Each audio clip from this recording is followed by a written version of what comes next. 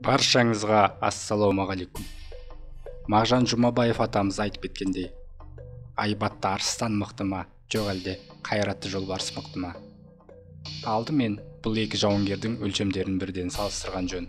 Бұл жерде қиындықтар туындайды. Егер сіз арыстан мен жолбарыстың бас сүйегін алып салыстырсаңыз, онда олардың арасында іс жүзінде ешқандай айырмашылық болмайтынын көресіз. Сыртқы түрі бойынша бұл мысық тұқымдастар бірдей үлкен жақтарымен және азу тістерімен ерекшеленеді. Осы екі жыртқыштың бірі көлемі мен күші бойынша қарсыласынан сәл ғана озып тұр. Бұл жолбарыс. Жыртқыш әлемнің патшасы ретінде арыстанның мәртебесі жоқ деп ойлайсыз ба? Асықпаңыз.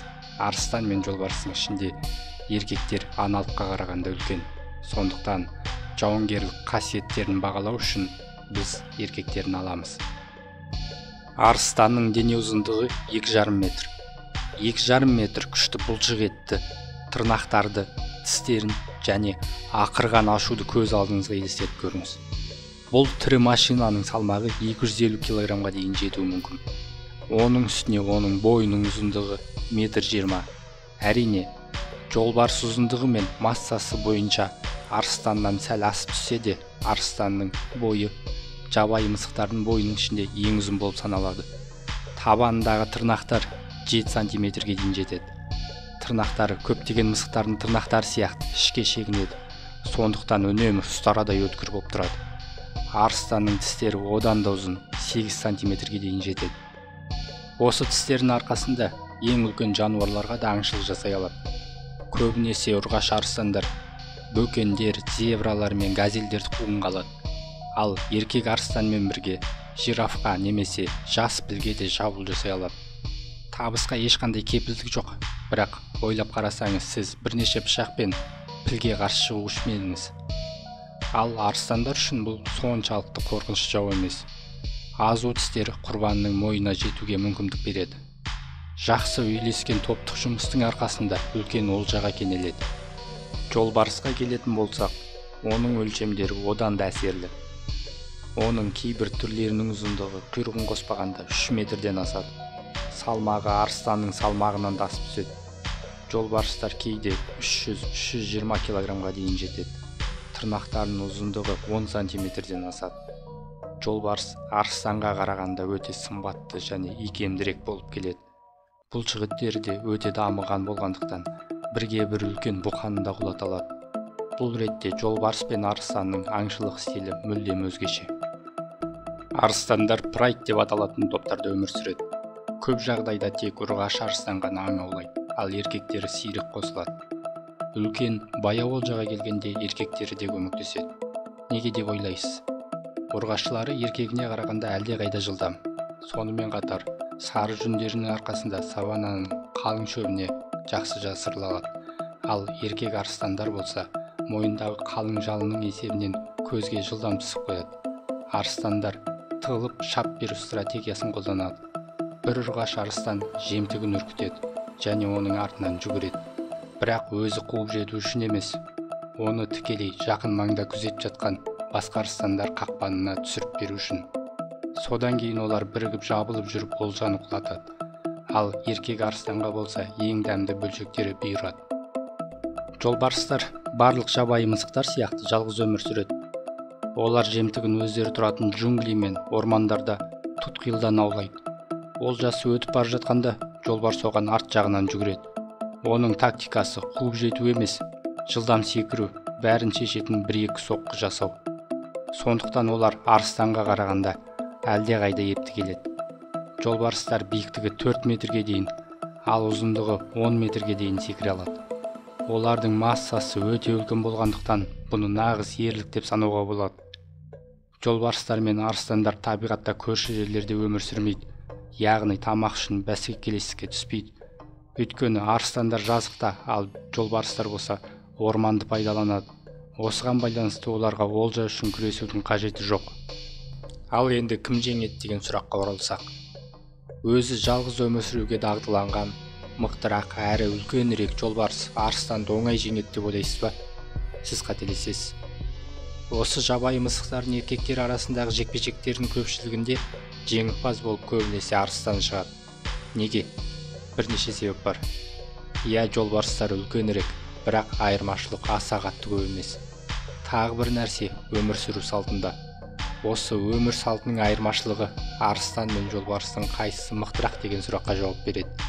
Егер еркек арыстан прайдта аңшылыққа көп шықпаса, олардың рөлі қандай деп ойлауыңыз мүмкін. Егер олар күні бойы ұйықтап, аналықтарымен жұптасқаннан басқа түк бітірмей ме? Жауап қарапайым. Еркек арыстан нағыз жауынгер машина деп айтсақ артық емес. Егер аналық арыстан шоққұйрықтылерді ауласа, онда еркек арыстан прайдты басқа жыртқыштардан қорғайды. Олардың қалың әрі тығыз жалы бұл жай ғана әшекей емес.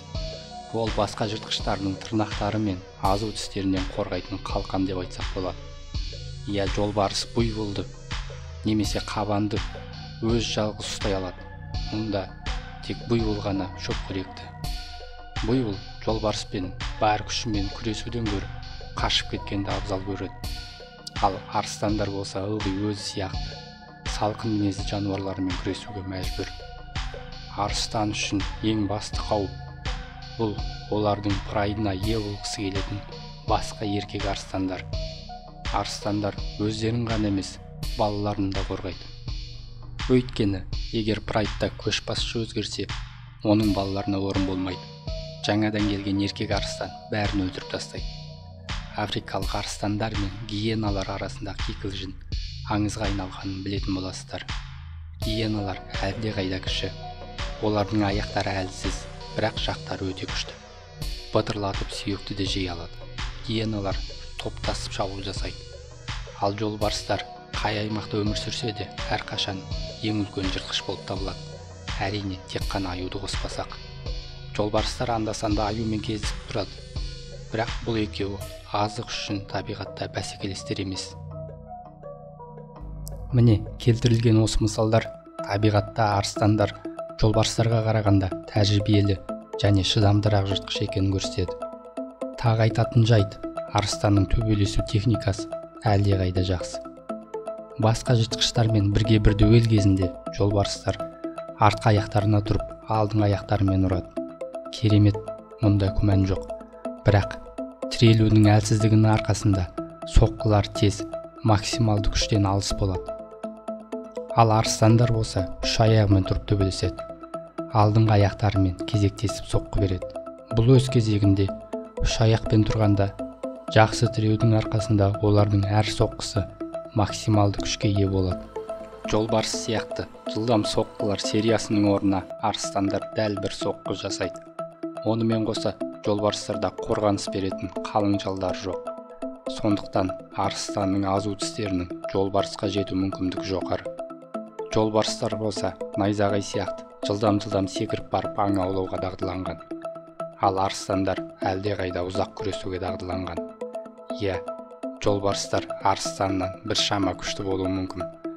Бірақ арыстандар жолақты ағасына қарағанда әлдеқайда төзімдірек келеді.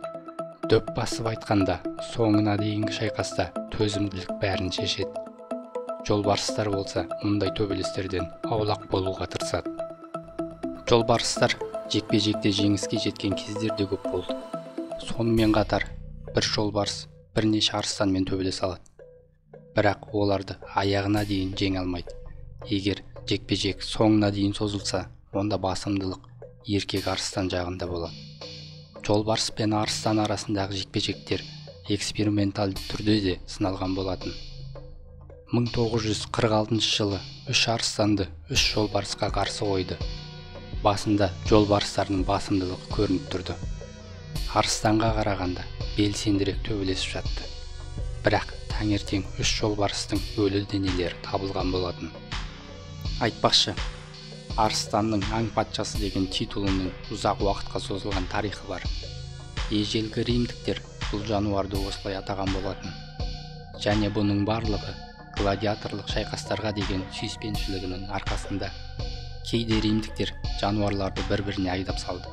Кейде жыртқыштар мен қарулы адамдарды өлімге дейін шайқасуға мәжбүр етті. Өзін ең мықты, ең ашулы және ең қатал күрескер ретінде танытқан арыстан болды. Сол үшін римдіктер арыстанды аңдардың патшасы деп атай бастады. Алайда кейбір хайуанаттар бағында арыстандар мен жолбарыстар бір-бірінің жанында таңғажайып бейбіт өмір сүреді. Кейде бұл екі түрдің шағылысуы орын алады.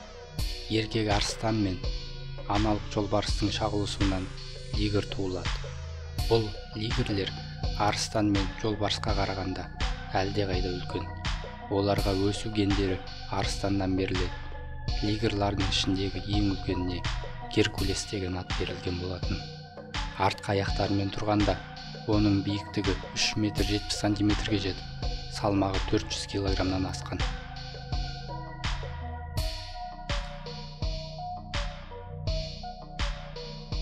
Осы бейнеролик туралы ойыңызды комментке қалдырыңыз. Егер видео ұнаса лайк басыңыз, каналға тіркеліңіз.